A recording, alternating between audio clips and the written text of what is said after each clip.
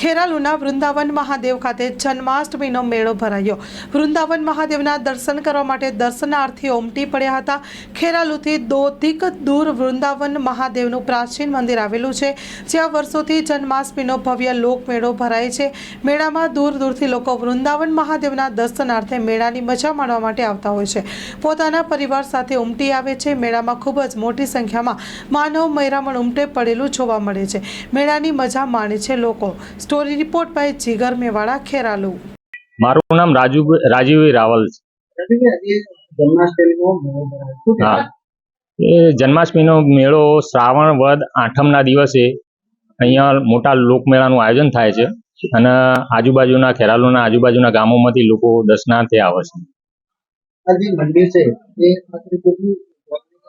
મંદિરનો ઇતિહાસ જોઈએ તો લગભગ 5000 વર્ષ પૂર્વે પહેલા એનું આ જે મંદિર છે એનું ઉત્કંઠેશ્વર મહાદેવ તરીકે ઓળખાતું હતું અને એનો સ્કંદ પુરાણમાં ઉલ્લેખ કરવામાં આવેલો છે મંદિરનો। એના પછી એનો જીર્ણોદ્ધાર લગભગ 110 વર્ષ પહેલા થયેલો અને એના પછી વૃંદાવન મહાદેવ તરીકે એટલા માટે ઓળખવામાં આવે છે કે અહીંયા વૃંદા એટલે તુલસીના છોડો બહુ હતા, એટલે એના પછી વૃંદાવન મહાદેવ તરીકે જાણીતું થયું મંદિર।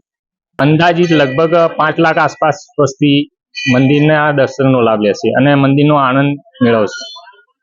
મારું નામ રૂપલ પ્રજાપતિ છે। હું ખેરાલુ થી આવું છું। આજે આઠમના મેળા વિશે શું કહેશો? કેટલી પબ્લિક છે, કેવી મજા આવે છે?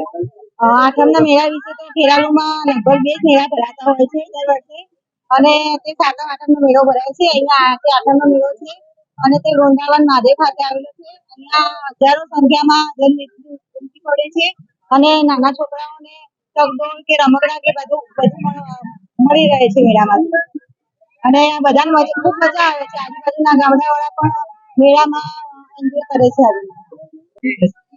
અહીંયા મહાદેવનું પણ મંદિર આવેલું છે જે વૃંદાવન મહાદેવ તરીકે ઓળખાય છે, અને અમે મહાદેવના દર્શન કરીને બહુ ધન્યતા અનુભવી છે।